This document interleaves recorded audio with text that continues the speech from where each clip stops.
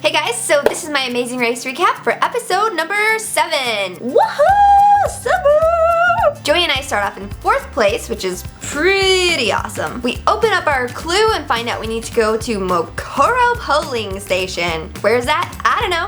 When we leave the mat, I do something really embarrassing where I run the opposite direction I'm supposed to and have to cross camera again to go the right way. It was really early in the morning, so I wasn't necessarily thinking too clearly. If there was ever going to be one thing that slowed us down or got us caught up for whatever reason, it would definitely be directions. That or killer whales. Ugh. Luckily, Africa has a bunch of street signs and the locals are so great at directions. That was sarcasm. There were no street signs. Everyone's directions were horrible. We seriously drove to like all of the polling stations in Africa, except for the Mokoro polling station. We got caught in the sand, we went down to a riverbed and almost went four-wheeling into the river. We seriously went around in circles for 3 hours not finding this place. Luckily Joey was driving and I just had to sit back there and kind of like look around. I was like scanning the area for Mokoro anything. We finally decided to stop somewhere and ask someone for directions for like the 15th time, because you never know, 15th time's the charm. That's what they say, right? I kid you not, these were the best directions that we had gotten the whole time we were there. They said, follow the fence all the way down and then make a left at the big tree. When Joey and I heard this, we were like, oh my god. Things could not get any worse. But we were kind of losing our minds at this point. After 3 hours of being in a car and not going anywhere, we already knew we were probably in last place, and we definitely had some time to make up. Also, a little side note, while we were driving around for 3 hours, I was consuming a lot of water. The previous leg, we had to run like 1.5 miles in the sand, in the heat, and it was just a very like strenuous activity. So while we were in the car, I was preparing for whatever was about to happen.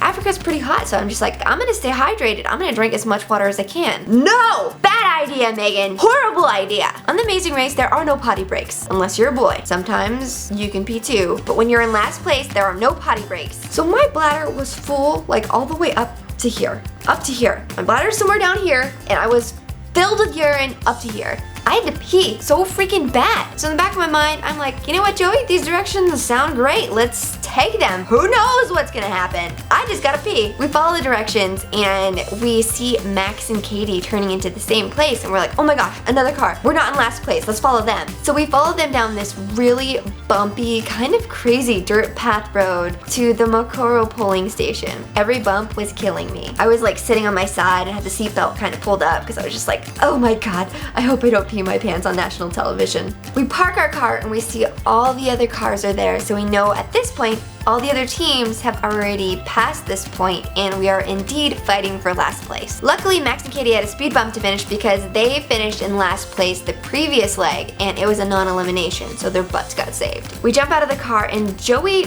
just like heads straight for the bushes because he had to pee pretty bad too. Must be so nice being a guy in those kind of situations. I was a little mad at him because he left to go pee and every minute counts, but I was also probably a little bit jealous because he was able to pee and I wasn't. I knew after Joey had peed, he'd be able to perform loads better, so I was just like, whatever. You gotta do what you gotta do, and we'll make up time. We always do. So we open up the clue and it's a roadblock, and we have to decide who wants to paddle upstream. Looking out into the water, I could tell that it was probably gonna be a upper body challenge, and I just kind of like decided with Joey. I was like, this seems like something that's gonna be really physical. You should probably do it. We're fighting for last place, so we can't take any chances right now. Joey agreed, and I feel so freaking bad for him because this challenge was so hard.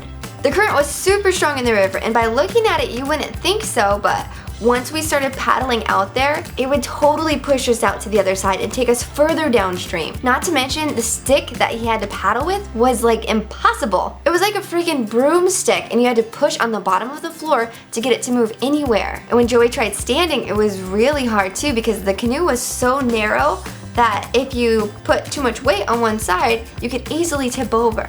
I was of no help to him during this whole thing because I was holding those 2 baby goats, which were so freaking adorable, which mind you, their fur was so freaking soft. I was like all nuzzled up next to them. I was like, wow, this is just like, I could fall asleep. This is so cuddly. But I was no help to him because during this time, I was in such deep thought. Like my brain was on a whole nother level. At this point, the urine had totally saturated my brain. That's how bad I had to pee. I was sitting there holding the 2 goats and I was contemplating life and all of its glorious things, and I came to this conclusion. I'm like, you know what? I could put one of the goats kind of on my lap, go pee in the canoe, and then blame it on one of the goats and just be like, oh yeah, the baby goat peed on me, ew, gross, and then no one would know. I didn't do that. I let the goats leave our canoe with some dignity. Joey drops the goats off and we head back upstream to receive our next clue.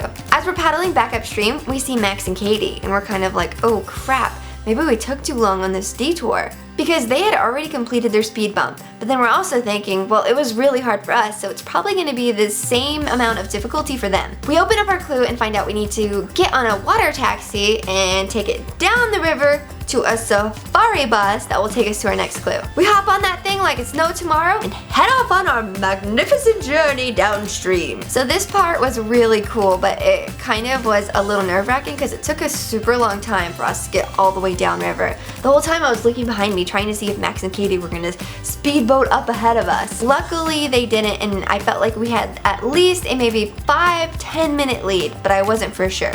As I'm sitting in the water taxi, I start thinking about, well, maybe I can pee in the water taxi. There's kind of water puddles everywhere, and the seats are waterproof, so if I pee now, it won't be that big of a deal. I didn't pee. We get on the safari bus and head to our next destination. I sat on another seat separate from Joey because I was hoping, you know what, maybe I'll get brave and I'll pee in the back of this bus, and the seats felt like pleather, so they'll just roll off and then it'll go into the road and no one will even know. At this point, I was really desperate. You guys have no idea. I've never had to pee so bad in my whole entire life. I also have a history of peeing my pants, so I was for certain that this was gonna happen on national television. I had already come to terms with it. I was just like, well, it's gonna happen, it's gonna happen. But then I mustered some strength and willpower, and I was like, you know what? If it is gonna happen, I'm gonna let it happen naturally. I'm not just gonna, you know, give up and pee in the back of a water taxi or a safari bus. It'll just happen when it happens. So I don't pee. We go down this dirt road and the safari bus drops us off, and we find this like woven basket that has our clue in it. We take it out, open it up, and it is a detour. We had to choose between Brawn or Brains. Brains actually sound like a lot of fun because we would ride on horses and go through this little safari, and we'd have to keep track of animals and then put them in the right order on tiles at the end of that little safari trip to move on and receive our next clue. Brawn didn't seem as much fun because all we had to do was put a bunch of wood onto a cart and have donkeys pull it down the road to receive our next clue. But Joey and I had learned our lesson from the previous leg, where if a challenge seems funner, maybe we should go with the opposite because it might be quicker. So this was our logic going into it. Finally decide that we're gonna do Bronze, and as we start heading over to the detour, we see Max and Katie pull up. I thought for sure we at least had a 10-minute lead. We were barely there and they showed up right behind us. Their water taxi must have been speeding because it took us a heck of a long time to get all the way downriver. Regardless, Joey and I head over there and we start piling up wood like there's no tomorrow, doing it as quick as possible. Max and Katie choose the same challenge and they start loading up their cart with wood as well. We finished before them, but we cannot get our donkeys to move. We're doing everything. Joey was up at the front, so he was trying to pull them, and I was in the back pushing the cart. I'm going, yeah, like go horses, or donkeys. I'm shouting all these crazy things, telling these donkeys to go, and they will not move. They were so stubborn. We had a stick with a carrot on it. I don't even know what was the purpose of that because the donkeys hated the carrot, obviously. As we're there trying to figure out what to do with these stubborn donkeys, Max and Katie start taking off. Their donkeys had no problem moving. It was only ours.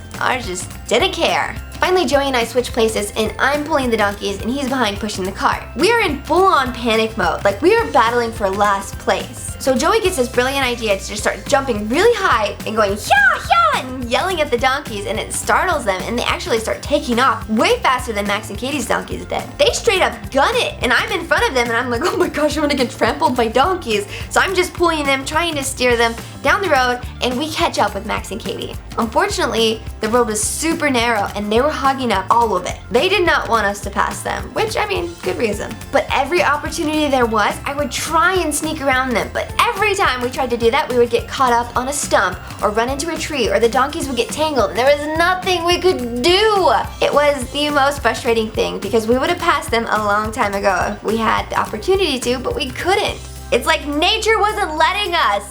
We finally get to the end of the road and we get to this tent and we have to unload our wood. We get there around the same time as Max and Katie, and I kid you not, I'm surprised our wood didn't catch on fire because we unloaded that stuff lightning fast. I had this reassuring feeling when we had gotten there because I knew that it would take Max and Katie way longer to unload their wood because Joey and I were a stronger team when it came to any type of physical challenge. So I'm not caring about splinters, I'm just chucking wood like there's no tomorrow, just throwing it like it's a football. Joey's doing the same thing and we finally finish. We get our next clue and it says meat Phil on the mat, which is like right around the corner. We start running and we're just taking off. I'm like digging my toes into the ground, going back to my track days. I'm just like, Max and Katie are still behind us unloading wood, but I didn't want to leave anything to chance. Like what if I tripped in a gopher hole or a scorpion hole and like sprained my ankle halfway to the mat? I just wanted to run as quickly as I could there and just to secure that second to last place. I just wanted to get to that mat and hear Phil say that we were not eliminated. Fun fact, as we're coming around the bend,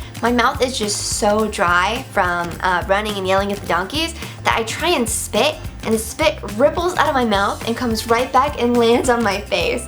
I don't think it was on video, but I tried wiping it off my face before I got to the mat because I was just covered in saliva. Anywho, we get to the mat and Phil tells us to wait because Max and Katie are on their way as well. We wait there and Max and Katie show up and Phil kind of just doesn't say anything to me and Joey. He's just talking to Max and Katie. And then he tells them, Max and Katie, you gotta muster up some more strength because you're still in this race. And when I heard that, my heart sank to my stomach, which sank to my bladder, which essentially were all the same things because I was still filled with piss. I think my body at that point was just like, now's the perfect time to pee. Just let it all go, Megan. You're getting eliminated. There was a penalty. Something happened. You guys messed up and you're going home. Then Phil goes over to us, tells us we're racing too. What the heck? I freak out. You can actually see it happen on TV. I'm like freaking out. I'm like, what? No, what? We freaking raced with donkeys down this narrow road for last place, which is kind of epic in itself. And we weren't even racing for last place. There was another team that was still racing. In the back of my mind, I was like, oh man, it must be Chuck and Winona. Guess what? It wasn't. It was Pam and Winnie. And in the